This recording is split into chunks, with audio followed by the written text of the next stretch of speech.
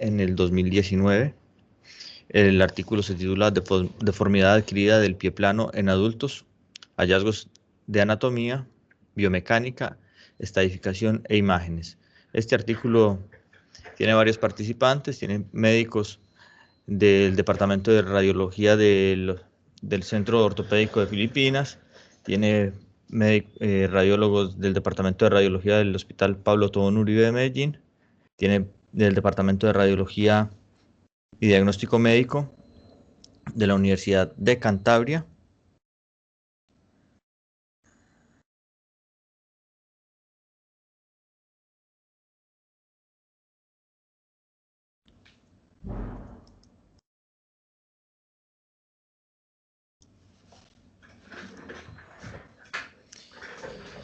En España, y del Centro de Ciencias de la Salud de la Universidad de San Antonio en Texas y el Departamento de Radiología de San Diego, California.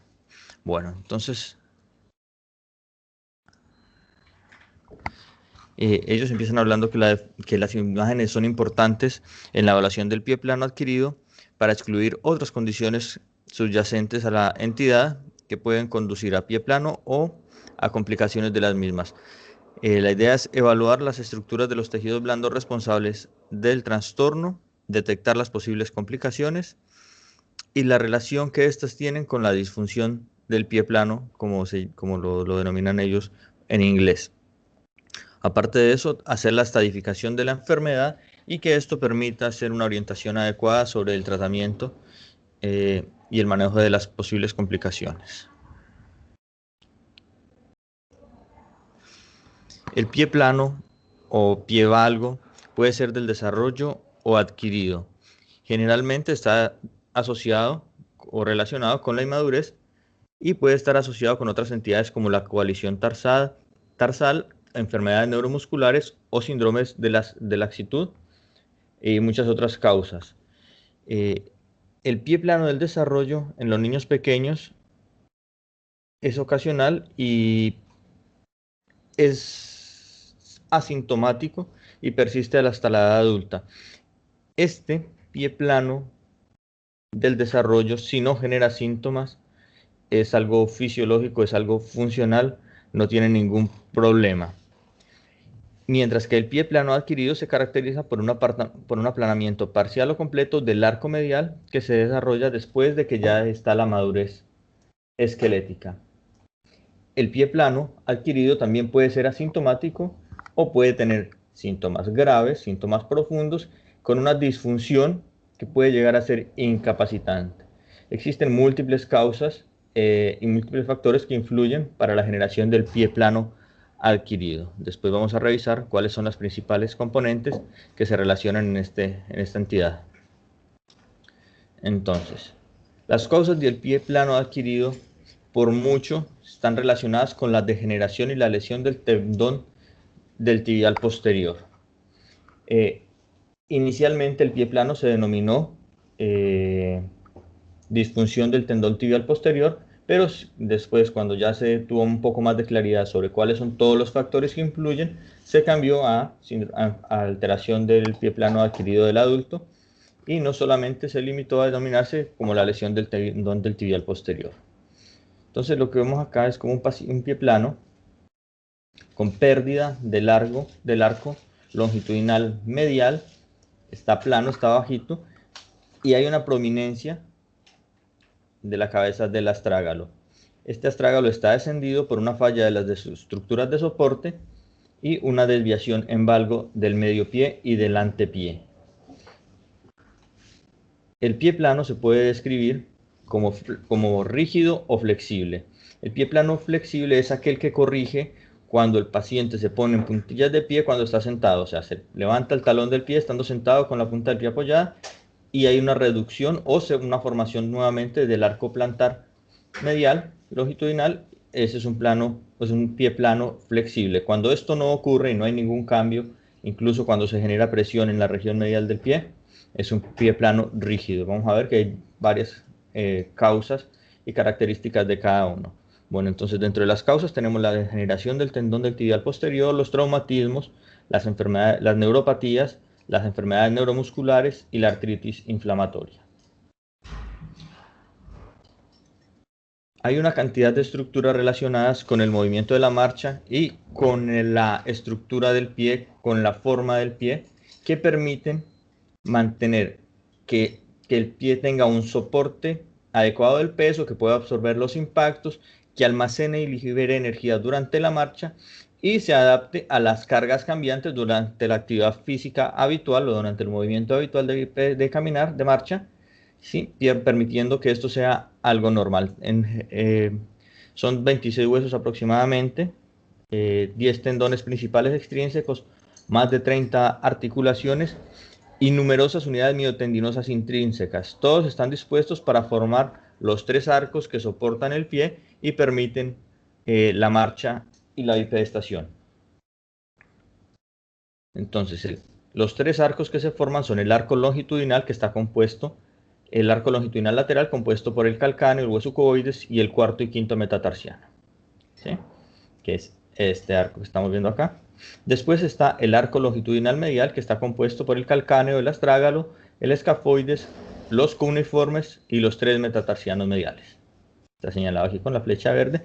Y tenemos un arco transversal que comprende las bases de los metatarsianos y los huesos cuneiformes y cuboides a nivel del tarso distal. Para que esto funcione todo adecuadamente tienen que ocurrir varios fenómenos. Primero, se tienen que osificar adecuadamente el sustentáculo talis y el hueso navicular. Tiene que haber un desarrollo de los estabilizadores de tejidos blandos, de los ligamentos y los tendones que permitan tener un tono adecuado. Tiene que estar adecuadamente desarrollada la fascia plantar, tener un tono adecuado y que el tendón de Aquiles no esté retraído o contraído. El arco lateral longitudinal es un arco rígido que soporta el peso corporal. El arco medial es un poco más alto, más flexible y permite la variación dinámica y el movimiento durante la marcha. Estos arcos se desarrollan rápidamente durante los primeros años de vida. En los niños pequeños no existen, ¿sí? Y aparecen entre los 3 y los 6 años. El arco medial es el primero que aparece y los otros arcos van apareciendo hasta que se logra la madurez ósea o la madurez del desarrollo. Hasta el 15% de la población no va a lograr desarrollar adecuadamente estos arcos bien definidos y van a desarrollar lo que se considera pie plano. Como ya les había dicho, cuando es asintomático se denomina pie plano fisiológico. Se estima que aproximadamente el 7 al 15% de los adultos van a desarrollar pie plano sintomático. Bueno, el método de elección para la valoración del pie plano adquirido es la radiografía con carga, ¿sí? Y aquí vamos a ver una de las mediciones que más se utilizan para determinar el grado del pie plano. Entonces, aquí esta es la sigla AAFD, ¿sí? Deformidad de pie plano adquirido del adulto. Como ya hemos dicho, la radiografía con soporte o con carga es el método de elección. Y las mediciones habitualmente utilizadas son el ángulo de Mary, el ángulo de inclinación calcáneo y el ángulo calcáneo quinto metatarsiano. Para valorar el valgo, esto es para valorar el arco longitudinal. Para valorar el valgo del retropié y la abducción del antepié se utilizan el ángulo astrágalo calcáneo, el hueso astrágalo primer metatarsiano y el ángulo astrágalo navicular. Hay otras proyecciones en la tomografía, ¿sí? Y en la radiografía que se utilizan para medir la inclinación la inclinación del retropié. Entonces, como estamos viendo acá, estamos viendo una radiografía, una proyección lateral con carga, en la cual en la primera estamos midiendo el ángulo de Mary, que es entre el eje del astrágalo y el eje del primer metatarsiano. ¿Qué es esto? Estamos viendo acá, estas líneas son paralelas y habitualmente o frecuentemente se fusionan formando una sola línea. Tiene una alta sensibilidad para hacer el diagnóstico de pie plano adquirido, ya que estas estructuras se ubican en la columna medial. El ángulo de inclinación del calcáneo es el ángulo que se toma entre la horizontal y el eje inferior y la línea que se trata sobre el margen inferior del calcáneo. El ángulo de inclinación del calcáneo tiene un valor aproximado, un valor normal de 20 a 30 grados. Después vamos a ver aquí en la última imagen el ángulo calcáneo quinto metatarsiano, que es el ángulo formado entre el borde inferior del calcáneo y la superficie del quinto metatarsiano. ¿Sí? Ambas estructuras están ubicadas en la columna lateral y también tienen sensibilidad para la valoración del pie plano. Su valor normal es entre 150 y 160 grados. Hay otras mediciones adicionales, como son la medición del ángulo astragalo-calcáneo o el ángulo de cometa, cuyo valor normal es entre 25 y 40 grados, que es el que estamos viendo acá, que se forma por la intersección de una línea trazada entre el eje del astrágalo, ¿sí?, y una línea a lo largo del margen lateral del calcáneo, ¿sí? Ese también nos sirve, ese dato debería estar entre 25 y 40 grados. La relación, en la segunda imagen lo que estamos viendo es la relación talo-metatarsiana, que se evalúa trazando líneas a lo largo de los ejes largos del primer metatarsiano, ¿sí?, y el astrágalo.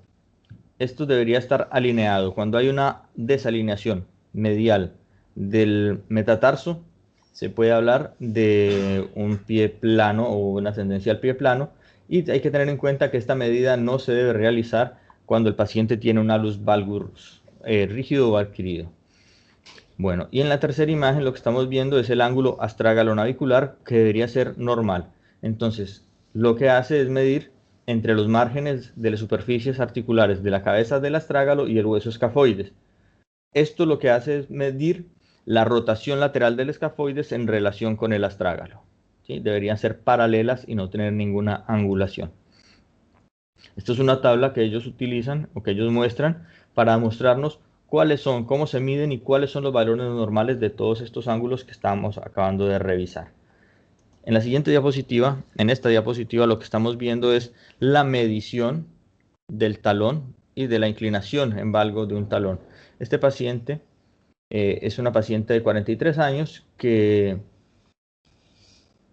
tiene pie plano desde la infancia, pero recién ahora se volvió sintomática cuando la estaban valorando. Entonces la radiografía lo que muestra es una alineación en valgo del retropié con un ángulo anormal que es mayor a 5 grados. Esto es bilateral y lo señalan aquí con la línea de puntos. En la tomografía lo que ellos están haciendo es mostrar cómo hay una coalición fibrocartilaginosa en la cara medial de la articulación subastragalina, que es lo que están señalando con las flechas, con un estrechamiento y descenso de la articulación y el valgo del talón, que indica una deformidad rígida o inflexible. Entonces esta era la proyección que estamos hablando, una proyección axial larga para valorar la alineación del retropié. Bueno, aquí hay una tabla donde muestran cuáles son los estabilizadores dinámicos del pie. El músculo tibial posterior es el principal estabilizador dinámico, con una contribución del flexor largo de los dedos y el flexor del dedo corto, el peroneo largo, los gastrocnemios, el sóleo, mediante todas las conexiones faciales que ellos tienen. Los músculos intrínsecos del pie también contribuyen a la detección o a la estabilización del pie, y hay que tenerlos en cuenta. Los estabilizadores estáticos más importantes son el ligamento de resorte, los ligamentos astragalo-calcáneos, los ligamentos deltoides y la fascia plantar, y los del complejo de la articulación tarso-metatarsiana. Hay que tener en cuenta que la geometría de las estructuras óseas, la forma de las estructuras óseas contribuye, como ya hemos visto, todos los arcos plantares a la alineación y la estabilidad, pero solamente una adecuada configuración ósea se puede mantener cuando tengo estabilizadores de tejidos blandos o estabilizadores dinámicos que lo soporten y que actúen en conjunto con ese desarrollo adecuado de las superficies óseas y de las estructuras óseas para poder tener primero un pie adecuadamente desarrollado, formado y que permita movimiento durante la marcha. Entonces aquí estamos viendo el músculo tibial posterior, que es el más profundo y central de los músculos de la pantorrilla, se origina en la tibia proximal, el peroné y la membrana interósea, y el tendón se forma por encima del tobillo y tiene un cambio de orientación de vertical a horizontal debajo del maléolo medial, y allí está sostenido por el surco retromaleolar, en el surco retromaleolar por el retináculo flexor. Entonces lo que estamos viendo aquí es el maléolo. Estamos viendo el tendón del tibial posterior, cómo gira, cómo se abre a nivel de su inserción en el astrágalo. Aquí estamos viendo el ligamento deltoideo, y entonces el tendón del tibial posterior tiene una característica, y es que tiene una zona hipovascular que está ubicada más o menos 1 a 2 centímetros detrás del maléolo, donde los vasos distales y proximales no tienen anastomosis, no se unen, y por eso es una zona que se puede lesionar fácilmente. El tendón del tibial posterior tiene una división principal con fibras que se insertan en la tuberosidad navicular y fibras que se insertan al hueso cuneiforme medial. Entonces lo que estamos viendo acá es un corte anatómico donde estamos viendo las estructuras como tal. Vemos como el tendón del tibial posterior baja por detrás del maléolo medial hasta su inserción. Estamos viendo el cambio de angulación del tibial posterior y vemos cómo se abre para insertarse en el navicular. Bueno, la función y la disfunción del tibial posterior son significativas para la adecuada posición y mantención de los arcos del pie.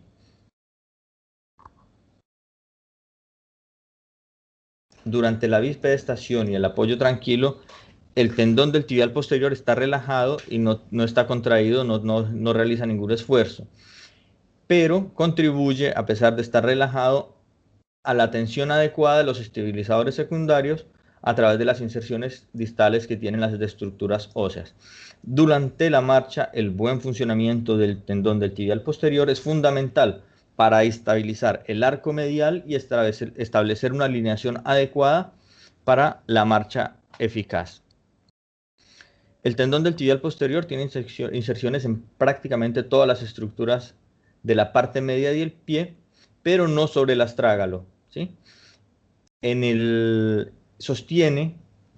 tendón del tibial posterior sostiene al navicular cerca al medio pie, cerca de la cabeza del astrágalo, para que éste no descienda y no se genere lo que se llama pie plano. Entonces, por eso, la falla del tendón del tibial posterior permite que el resto de las estructuras óseas del pie migren lejos del astrágalo, se separen y después se subluxen y se desalineen periféricamente al astrágalo, y esto genera el descenso de estas estructuras y el aplanamiento del pie. Entonces, para caminar, el ciclo de la marcha tiene una serie de eventos durante cada zancada. Entonces, durante la fase de apoyo, el pie derecho soporta el peso. Estamos viendo un ejemplo del pie derecho, ellos hicieron una gráfica muy bonita. Y el peso del cuerpo se sostiene en el pie derecho y luego pasa hacia adelante y sobre él. Esta fase se compone de 3 actos principales, que es el golpe de talón, que es cuando apoyo el pie, después viene la postura media o pie plano o pie en apoyo, y después viene la parte de propulsión, que es cuando ya vuelvo a elevar el talón. La postura media se divide en la fase de apoyo y en la fase de postura terminal, durante la cual se está preparando el pie para hacer un segundo paso. Cuando el pie abandona el suelo para entrar en la fase de balanceo y dar el segundo paso, ahí se genera la contracción del tendón tibial posterior con más intensidad. Perdón, ahí ya no hay, disculpen, ahí ya pierde la tensión el tendón del tibial posterior, y este está activo durante la fase de apoyo. Perdón. Las anomalías, bueno, entonces vamos a hablar de anormalidades del tendón del tibial posterior. Son más comunes en mujeres de edad mediana y avanzada y son causadas por una sobrecarga repetitiva que conduce a una degeneración progresiva del tendón. El pie plano preexistente, la obesidad, la diabetes, la gota, las artropatías inflamatorias, el uso de corticosteroides, se aumentan aumentan el riesgo de tener un pie plano sintomático. Entonces vamos a encontrar edema, mala alineación, disfunción de la marcha, que se van desarrollando progresivamente y pueden ser se pueden ir sumando dentro de ese mismo tendón. Hay una cosa importante y es que la laxitud y el cambio de longitud del tendón son difíciles de reconocer dentro de las imágenes diagnósticas, ¿sí? Pero sí puede tener significancia clínica. Entonces vamos a tener una discrepancia entre lo que yo veo en algún tipo de imagen, en algunas imágenes, y la clínica que presenta el paciente.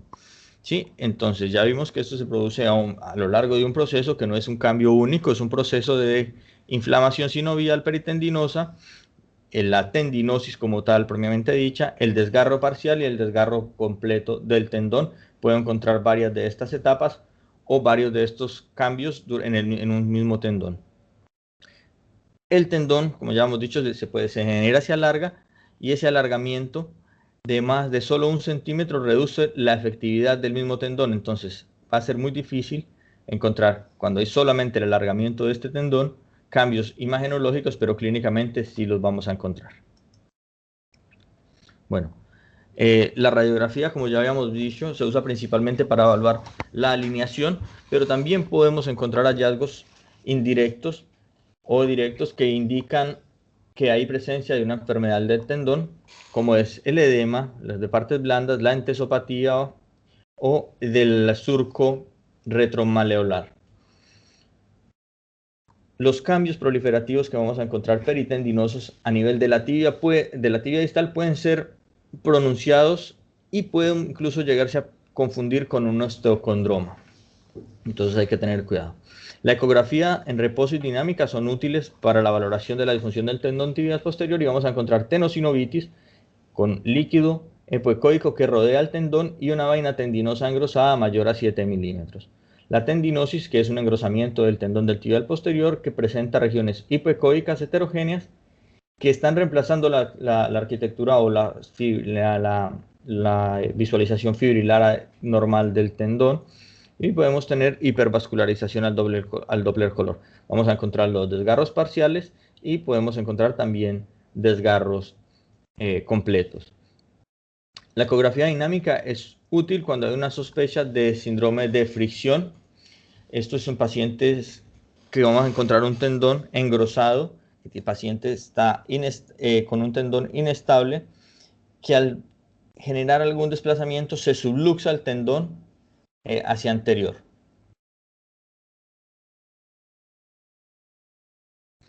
Si la resonancia magnética es la modalidad de elección,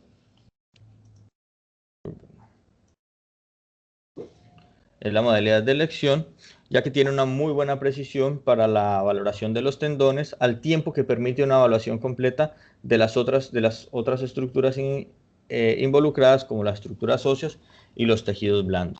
Entonces aquí lo que estamos viendo es una imagen, es un axial PD sin FATSAT, en donde estamos viendo el tamaño del tendón. El tamaño del tendón del tibial posterior es mucho más grueso que el tendón del flexor largo de los dedos. Es anterior y más cerca del maléolo medial que el flexor del largo de los dedos. Vemos cómo el tamaño duplica el tamaño del tendón del flexor largo de los dedos, y eso hay que tenerlo en cuenta, ya que un adelgazamiento significativo, o sea, que yo vea el tendón mucho más delgado con líquido peritendinoso, me tiene que hacer pensar en una ruptura parcial. En la segunda imagen lo que estamos viendo es una resonancia, es un corte coronal en una densidad de protones con saturación de la grasa, que vemos como hay una hipertrofia ósea, que es lo que están señalando aquí las flechas, con edema de la médula ósea, y vemos cómo está engrosado el tendón del tibial posterior, que no está señalado, pero es este tendón que está engrosado, tiene un diámetro mayor al habitual. Aparte de eso, tiene líquido periférico. Entonces aquí estamos viendo una tenosinovitis con un engrosamiento óseo. Esta es la misma imagen de radiografía que ya habíamos visto, donde vemos cómo hay una entesopatía de la tibia en su parte posterior. Esta imagen, que ya la habíamos usado como ejemplo, lo que estamos viendo peritendinoso. Entonces, estas imágenes de una paciente de 52 años con dolor retromaleolar crónico que predomina en las noches, y lo que estamos viendo es la presencia de una considerable cantidad de líquido peritendinoso con la inflamación de los tejidos blandos adyacentes. Estamos viendo que es una tenosinovitis. Estas son las características de la sinovitis: el líquido y el engrosamiento y el edema de las estructuras adyacentes. La vaina del tendón termina aproximadamente 1 a 2 centímetros proximal al hueso navicular, por lo que cuando encontramos líquido en la parte distal del tendón, ahí tendríamos que denominarla una paratenonitis. La tenosinovitis y la paratenonitis, en ausencia de anomalías del tendón, no se correlacionan clínicamente con disfunción, ¿sí?, ni con mala alineación del pie. Hay que tener esto en cuenta. Yo puedo ver la tenosinovitis y la paratenonitis en un paciente que no tiene una disfunción o una mala alineación de los arcos plantares. La tenosinovitis se causa engrosamiento con irregularidad de la superficie del tendón y una alteración de la señal intratendinosa. Entonces, lo que estamos viendo acá es como hay un aumento significativo del tamaño del tendón tibial posterior, y también hay un leve aumento de la señal intratendón. Pero esta señal dentro del tendón no es la misma señal, la misma intensidad de señal que veo en el líquido periférico. Eso me lleva a pensar que es una tendinosis y no una ruptura parcial. Las tendinosis avanzadas son difíciles de diferenciar de las rupturas parciales. Eso hay que tenerlo en cuenta. La tendinosis es la anomalía más común que afecta al tendón, causa engrosamiento irregularidad y alteración de la intensidad del tendón. Hay que tener en cuenta que, así como en el hombro, en el tobillo, también vamos a encontrar el efecto del ángulo mágico, en el cual yo puedo encontrar un tendón aparentemente hiperintenso, pero con su diámetro conservado o que no presenta cambios de tamaño. Eso es la característica, esa es la forma en la que yo voy a poder diferenciar el fenómeno de ángulo mágico de una tendinosis real. El tamaño del tendón cuando gira justo debajo del maléolo medial. Las tendinosis sí se asocian a cuadro clínico, a cambios clínicos, pero no producen alteraciones morfológicas cuando voy a hacer las medidas que ya habíamos visto en las radiografías. O sea, las métricas no necesariamente están alteradas aun cuando yo encuentro una tendinosis del tendón del tibial posterior. Pero cuando el tendón se desgarra, ahí sí voy a encontrar ya unos cambios significativos. Entonces, lo que estamos viendo acá son desgarros parciales del tendón del tibial posterior. Los desgarros se clasifican en 3 tipos y van a depender de la intensidad, el grado de la ruptura, si es parcial, intrasustancia o completa. Los desgarros tipo 1 son desgarros intrasustancias de espesor parcial, y lo que vamos a encontrar son hiperintensidades lineales intrasustancias en el tendón, el cual está un poco engrosado. Esto era lo que les estaba diciendo ahora. Estos desgarros son difíciles de distinguir de la tendinosis avanzada. Incluso hablan ahí que era difícil cuando se hacía la exploración quirúrgica de ese tendón. Más del 90% de los desgarros del tibial posterior involucran el tendón, pero a nivel retromaleolar o inframaleolar, siendo el desgarro inframaleolar, incluyendo la inserción del tendón sobre el hueso navicular, el tipo más común. Los desgarros supramaleolares o de múltiples segmentos son raros y se observan más frecuentemente en las lesiones traumáticas. Bueno, los desgarros tipo 2 son menos frecuentes, pero tienen un mayor impacto clínico. Eso es algo muy lógico. Y lo que vamos a encontrar es un engrosamiento del tendón con hendiduras llenas de líquido, lo que indica que el desgarro es parcial. Y en esta imagen lo que estamos viendo es el tendón engrosado con hendiduras llenas de líquido, y periféricamente también vemos líquido. Entonces estamos ante la presencia de un desgarro intrasustancia de espesor parcial asociado con una tenosinovitis. La atrofia del tendón indica que hay un desgarro tipo de lo que estamos viendo ahora. Cuando yo encuentro que mi tendón del tibial posterior, o el tendón que estoy evaluando del tibial posterior, es más pequeño, 2 veces o igual al tendón del flexor largo de los dedos, tengo que pensar que hay un desgarro de espesor parcial, y lo que yo estoy viendo es solo una porción del tendón y la otra porción está separada. El desgarro tipo 3 es un desgarro completo, entonces lo que yo voy a encontrar es la ausencia del tendón, y voy a encontrar esa zona donde debería estar el tendón ocupada por líquido. Y es lo que estamos viendo en esta imagen. Es un paciente de 52 años. Estamos viendo dos imágenes, una axial en T1 y una axial T2 FATSAT, que muestran cómo hay una ausencia completa del tendón, y esa imagen, ese espacio está ocupado por líquido. Esto está ocurriendo a nivel retromaleoral. Bueno, hay otras causas que alteran la mecánica y la estabilidad y la forma del tobillo. Entonces el hueso navicular accesorio es uno de ellos. El hueso navicular accesorio es un osículo del hueso navicular medial proximal que está presente en el 2 a 14% de los adultos. Hay tres tipos, y los tipos 2 y 3 son los más sintomáticos. Entonces aquí estamos viendo un osículo pequeño. Es un navicular accesorio tipo 2, en el cual vemos como hay edema del hueso navicular, que es lo que está señalando la flecha negra, una tendinosis sobre el tendón del tibial posterior, y vemos cómo el tibial posterior se está insertando su mayor parte a nivel de ese osículo y no en el hueso navicular, ¿sí? Entonces estos son fenómenos que van a generar alteraciones y molestias. Los huesos naviculares, como ya dijimos, se dividen en tres tipos. El tipo 1 es un hueso sesamoideo pequeño que mide 2 a 3 milímetros, y no tiene una conexión cartilaginosa completa con el hueso navicular. El tipo 2 está conectado a la tuberosidad navicular y presenta una capa cartilaginosa de 1 a 2 milímetros. Y el tipo 3 es una protuberancia ósea voluminosa que está fusionada con la tuberosidad del hueso navicular.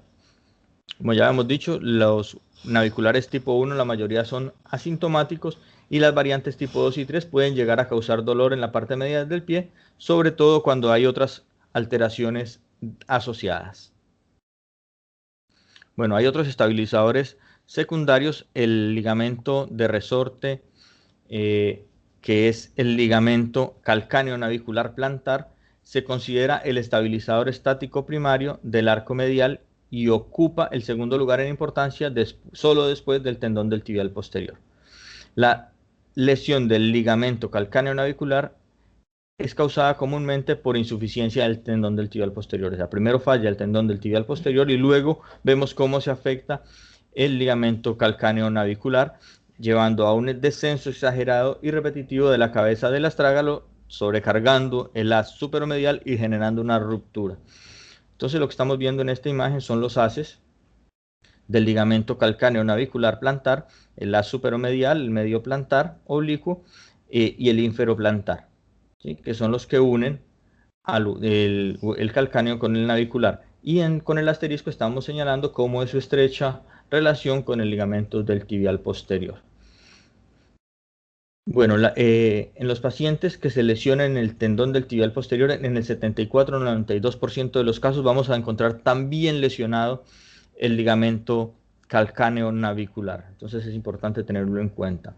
Los desgarros agudos de este ligamento, del ligamento calcáneo navicular, ocurren después de traumatismos severos en pronación. Estas lesiones son menos comunes que las lesiones del tibial posterior.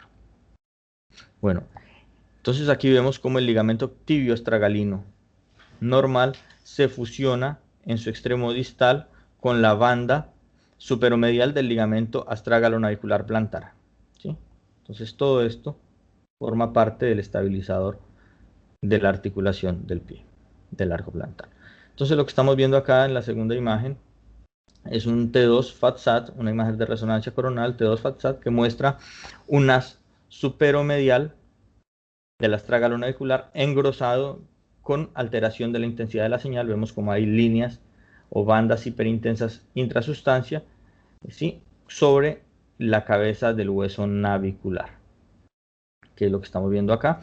Vemos también el tendón del tibial posterior con líquido periférico y algunas imágenes intrasustancia. Entonces también estamos hablando de una lesión del tibial posterior y vemos cómo está elongado y estirado la parte tibioestragalina del ligamento deltoideo. Adicionalmente vemos cómo hay una alteración a nivel del seno del tarso con edema del seno del tarso, pero los tendones los ligamentos están presentes y no se observa ruptura de los mismos. Estas flechas están señalando el ligamento deltoideo. Entonces, aparte de eso, vamos a poder encontrar otras lesiones más agudas, lesiones más severas. Aquí lo que estamos viendo es un desgarro completo del ligamento, ¿sí? Vemos cómo hay una porción, cómo hay una sección, cómo está perdida a nivel de la cabeza del astrágalo. Aquí también vemos edema del seno del tarso con sus ligamentos conservados y una lesión a nivel del tendón del tibial posterior.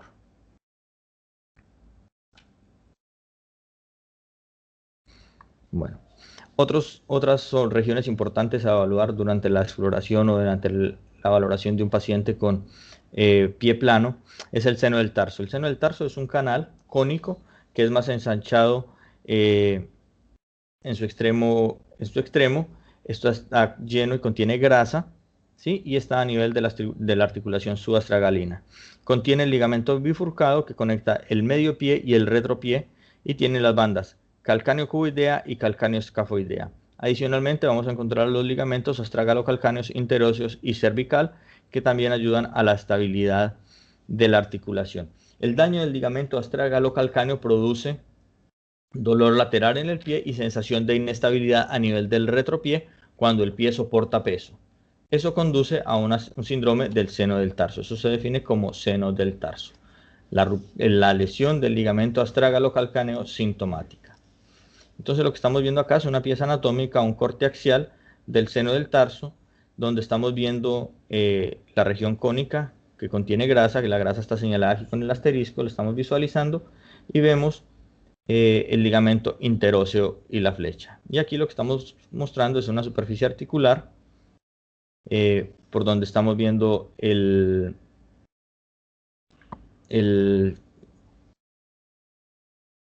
ligamento de resorte. Bueno, entonces aquí lo que tenemos son imágenes axiales en T1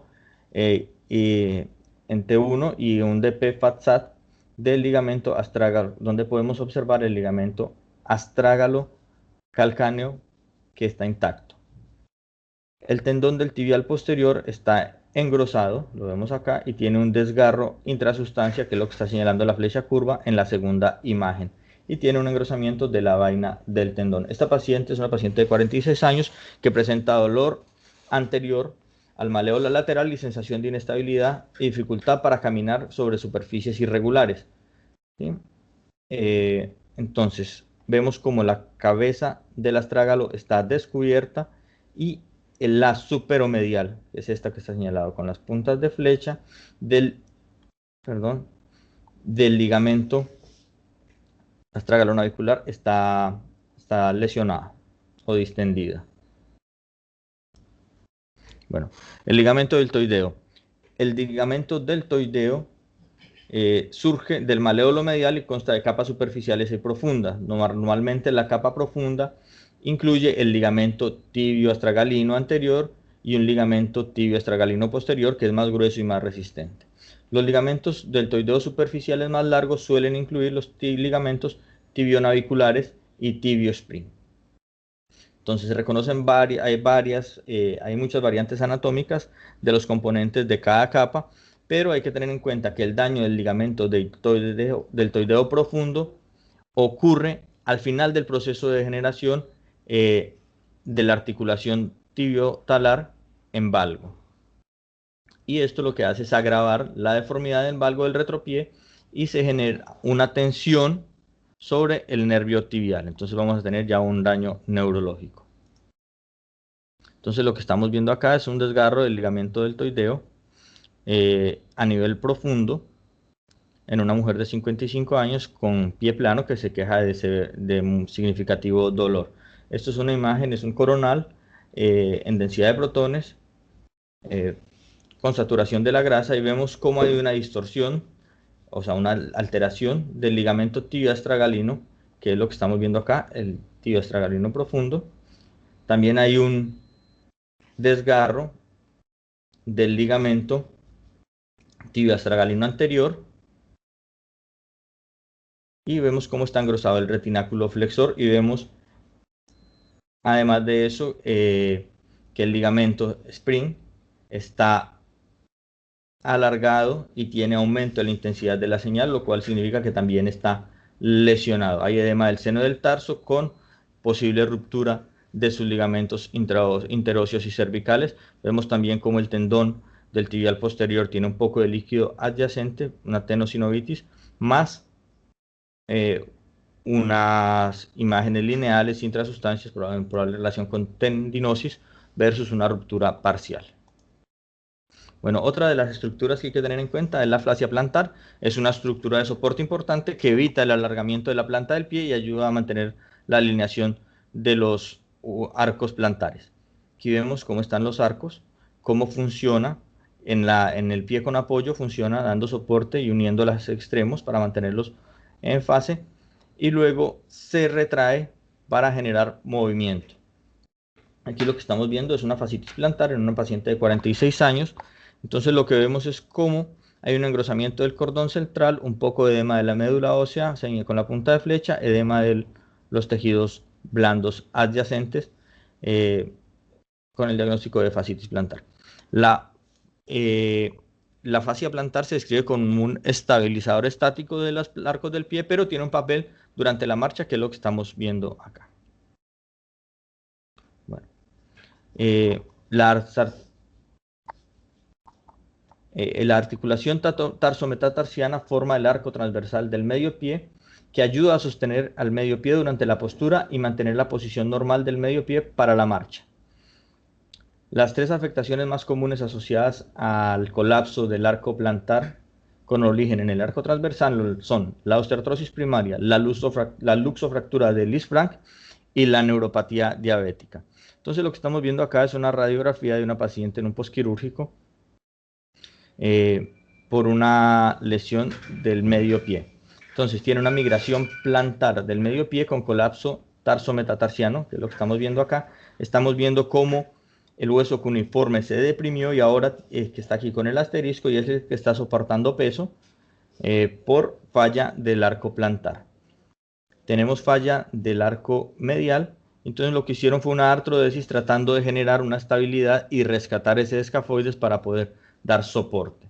Todo esto ocurre generando una alteración de las inserciones del tendón tibial distal en las superficies plantares del tarso. Todo eso suma para primero deteriorar la estructura, generar una ruptura y generar una caída del arco plantar.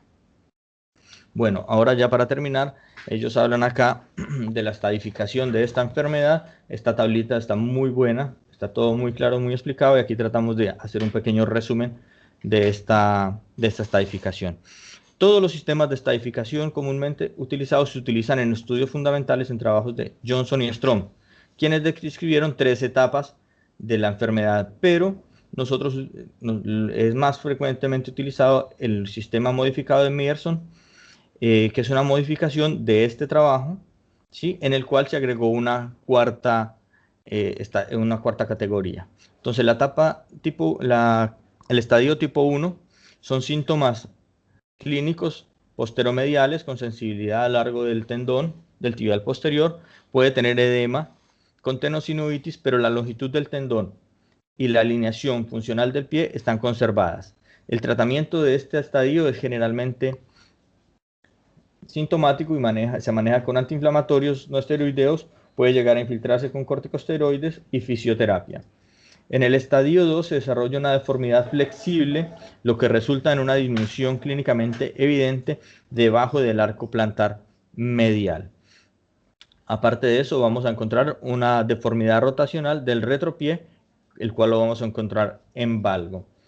Hay debilidad a la inversión del pie y en la flexión plantar, y hay un signo clínico que es la incapacidad de que el paciente esté en puntillas de pie o la elevación del talón en una sola pierna, ¿sí? Entonces uno le pide el médico que está valorando al paciente le pide que se levante en puntillas de pie y después que retire un pie. El paciente no lo va a lograr. O si le pide desde el piso que levante el pie, va a ver cómo hay una debilidad y el pie se va a invertir y no va a poder completar la maniobra. El tratamiento de este estadio de la enfermedad es con órtesis que disminuyen la pronación o una bota que restringe el movimiento total del pie, esto logrando que el tendón del tibial posterior descanse, se relaje, se desinflame y se recupere. En pacientes con enfermedad estadio 2 avanzado, en estos sí van a requerir tratamiento quirúrgico.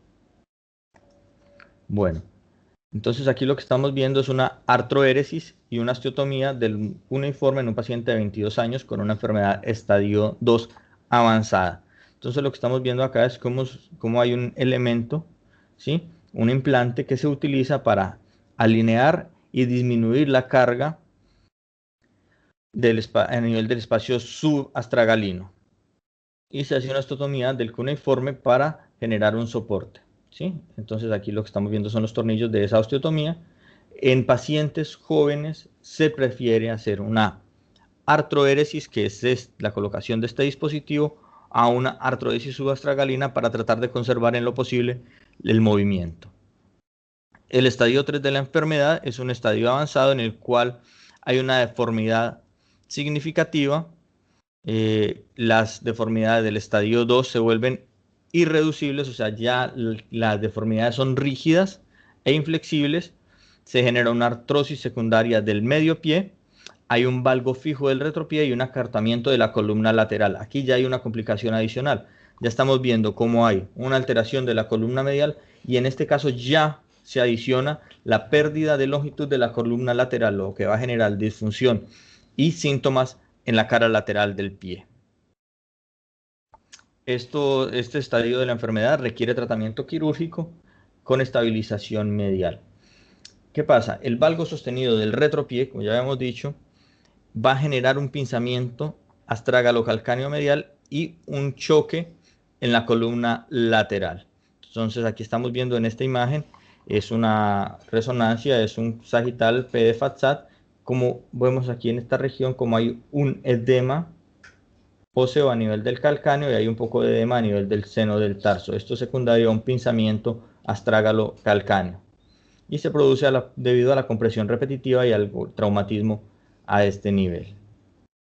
Todos estos cambios se asocian a inestabilidad periplantar y síndrome del seno del tarso. El estadio 4 de esta enfermedad tiene que estar asociado a compromiso de la articulación tibio-astragalina.